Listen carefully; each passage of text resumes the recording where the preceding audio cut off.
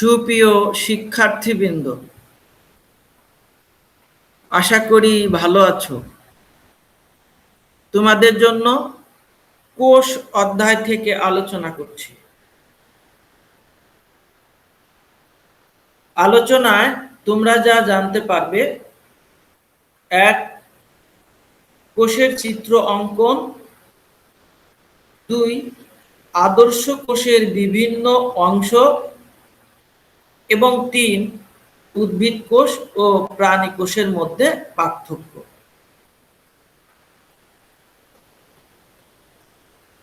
কোষের চিত্র অঙ্কন।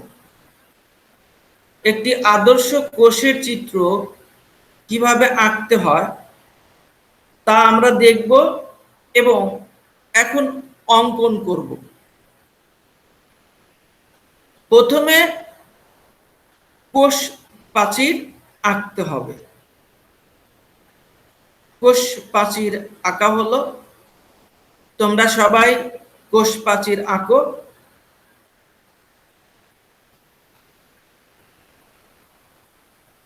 কোষ প্রাচীরের ভিতরে কোষ ঝিল্লি আঁকতে হবে।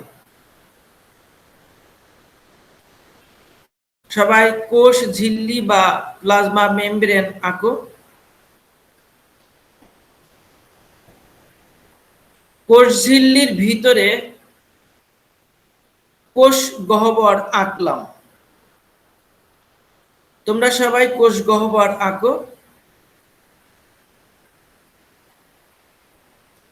এরপর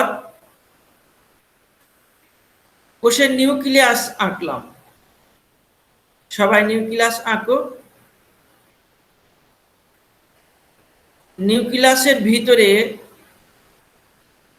নিউক্লিওলাস আঁকলাম।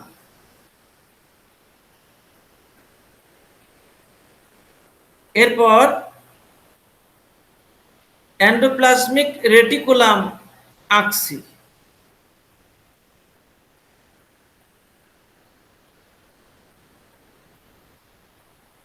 এন্ডোপ্লাজমিক রেটিকুলাম আঁকা শেষ হলো। এরপর ক্লোরোপ্লাস্ট আঁকছি। সবাই ক্লোরোপ্লাস্ট আঁকো। ক্লোরোপ্লাস্টের পর মাইটোকন্ড্রিয়া আঁকছি।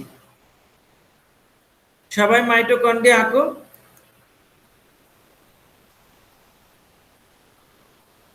মাইটোকন্ড্রিয়া আঁকা শেষ হলো। এরপর গলজি বডি আঁকছি। সবাই গলজি বডি এঁকে ফেলো। এরপর রাইবোজোম আঁকছি।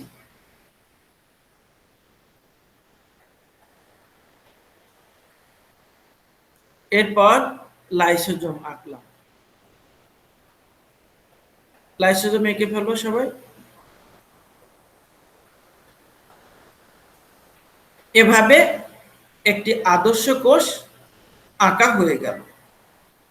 কোষ প্রাচীর, কোষ ঝিল্লি, Golgi body, endoplasmic reticulum, nucleus, chloroplast, mitochondria, কোষ গহ্বর, রাইবোজোম এবং লাইসোজোম।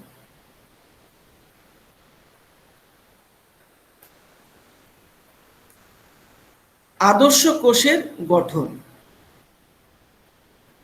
একটি আদর্শ কোষে অংশগুলোকে দুই ভাগে ভাগ করা যায়: জড় পদার্থ এবং প্রোটোপ্লাজম।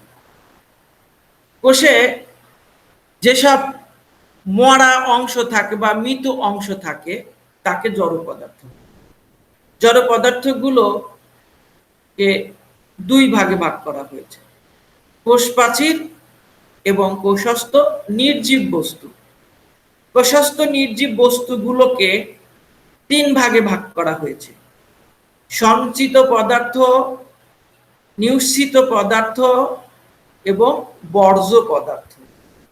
সঞ্চিত পদার্থ বা সঞ্চিত খাদ্যগুলো হলো প্রোটিন, লিপিড, শর্করা। নিঃসৃত পদার্থগুলো হলো এনজাইম, পিগমেন্ট, নেকটার ইত্যাদি। বর্জ্য পদার্থগুলো হলো রেজিন, টেনিন, গাম, জৈব অ্যাসিড, ল্যাকটেক্স, টার্পিনয়েড, অ্যালকালয়েড, উদ্বায়ী তেল, খনিজ ক্রিস্টাল ইত্যাদি।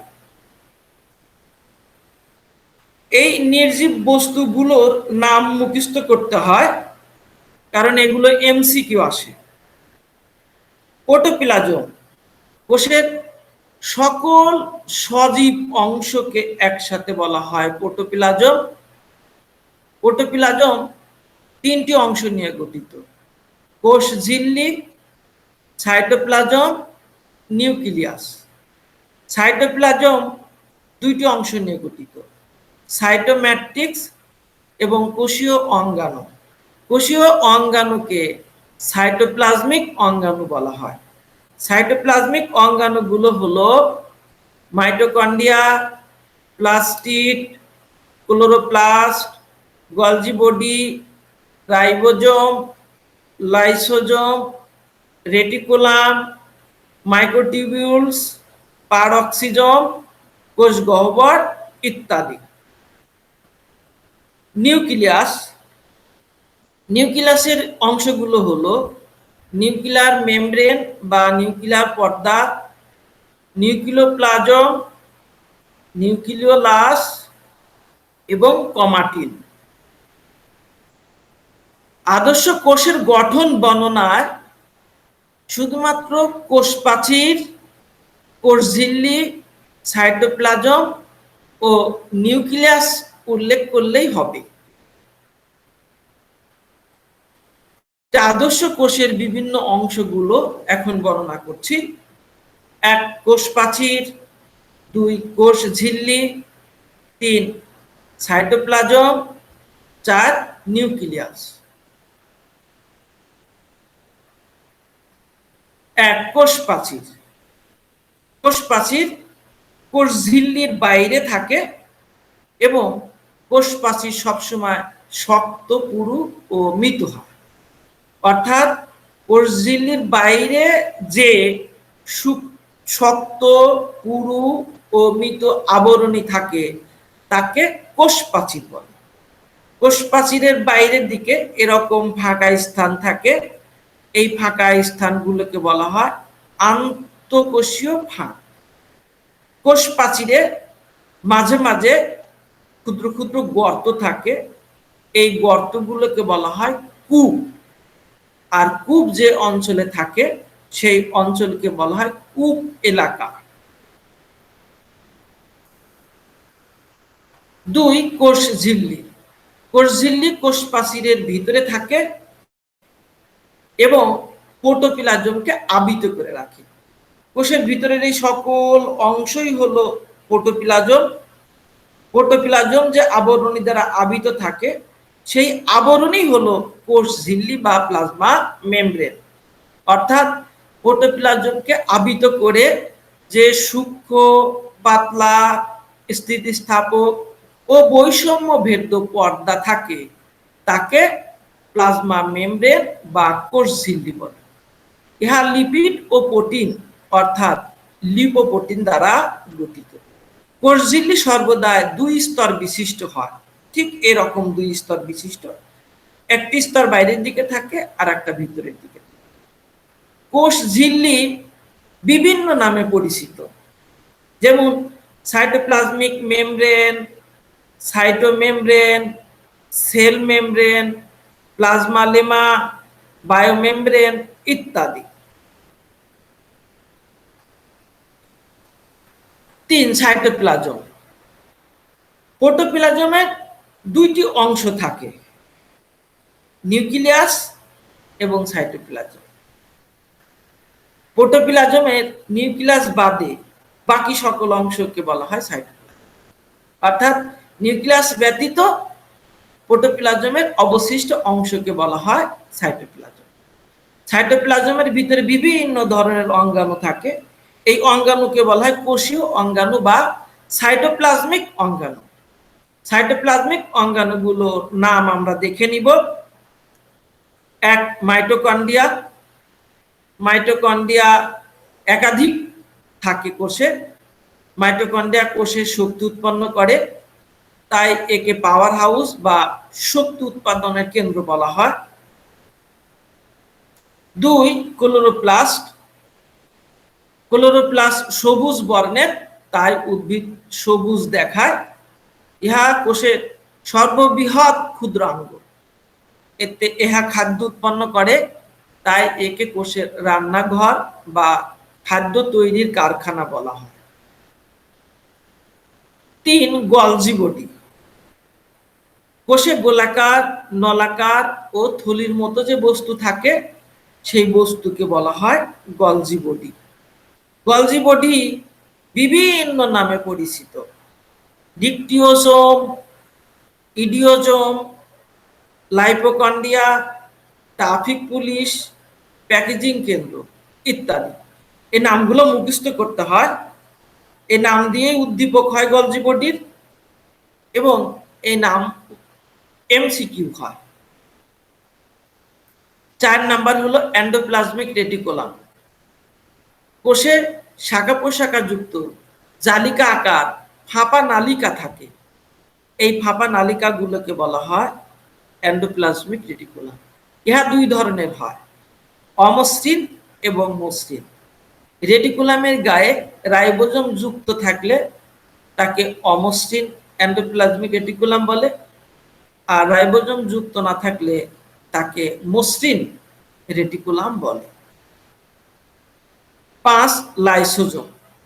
কোষে অতি ক্ষুদ্র অঙ্গাণু যা লাইসোজোম এনজাইম ধারণ করে এবং খাদ্য পরিপাক বা পাচিত করে, তাকে লাইসোজোম বলে। এটি একটি লাইসোজোম, কেটে ফেলা হয়েছে। কাটার পর দেখতে পেলাম এর ভিতরে অসংখ্য এনজাইম আছে। লাইসোজোমকে বলা হয় এনজাইমের প্যাকেট। এই এনজাইমই খাদ্য পাচিত করে। 6, রাইবোজোম।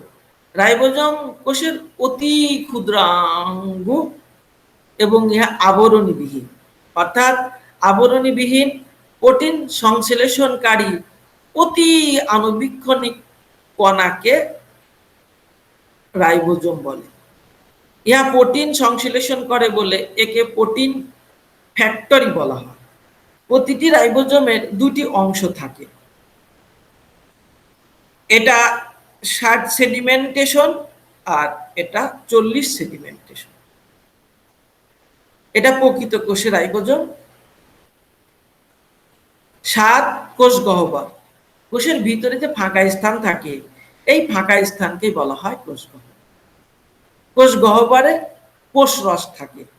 কোষ গহ্বর যে পর্দা দ্বারা আবৃত থাকে এই পর্দাকে বলা হয় টোনোপ্লাস্ট, অর্থাৎ কোষ গহ্বরের আবরণীকে বলা হয় টোনোপ্লাস্ট।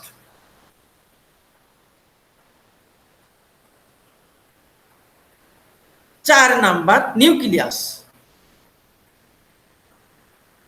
নিউক্লিয়াসকে বলা হয় কোষের মস্তিষ্ক বা প্রাণ। নিউক্লিয়াসের 4টি অংশ থাকে। সবচেয়ে বাইরের এই আবরণটিকে বলা হয় নিউক্লিয়ার পর্দা বা নিউক্লিয়ার মেমব্রেন। এর ভিতরের এই হালকা তরল অংশকে বলা হয় নিউক্লিওপ্লাজম। নিউক্লিওপ্লাজমের ভিতরে যে সুতার মতো অংশ থাকে তাকে ক্রোমাটিন বলে। আর নিউক্লিয়াসের কেন্দ্রে যে ঘন উজ্জ্বল দানাদার বস্তু থাকে তাকে নিউক্লিওলাস বলে। এই সম্পূর্ণটা নিউক্লিওলাস।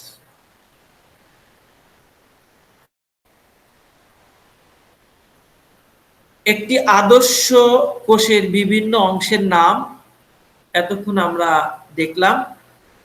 এখন আবার দেখতে পাচ্ছি কোষ প্রাচীর, কোষ ঝিল্লি, Golgi body, endoplasmic reticulum, nucleus, chloroplast, mitochondria, কোষ গহ্বর, রাইবোজোম, লাইসোজোম।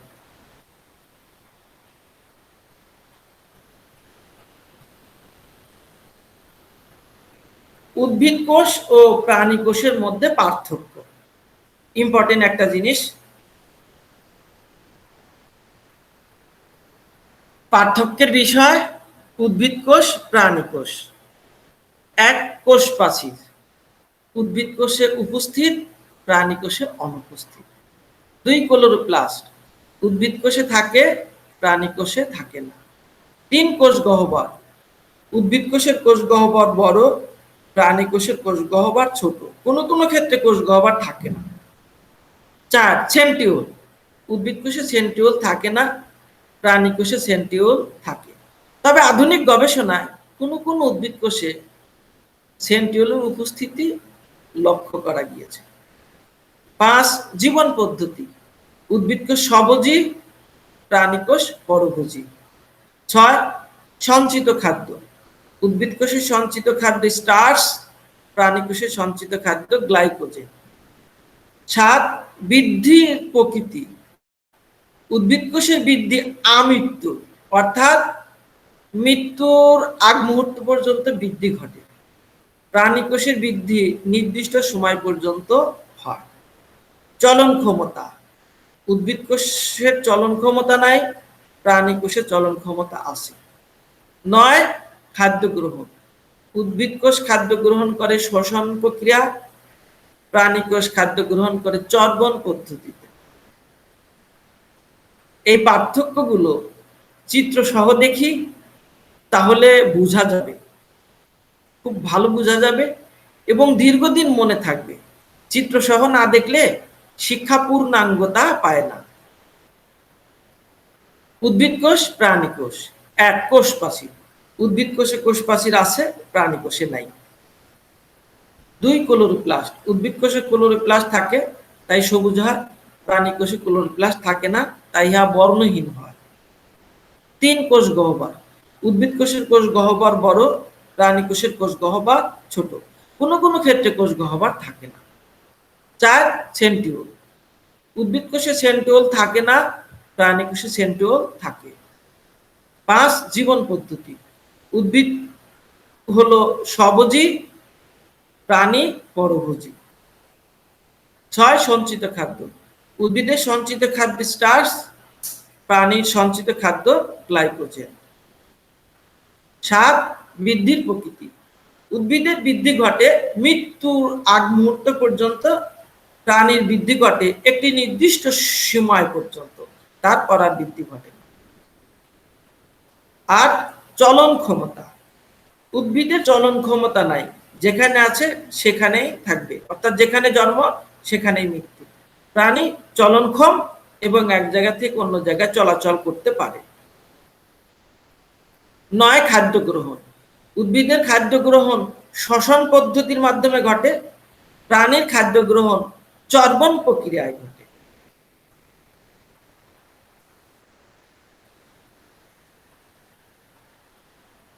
ধন্যবাদ সবাইকে, ভালো থাকবে, সুস্থ থাকবে, নিরাপদে থাকবে। আল্লাহ হাফেজ।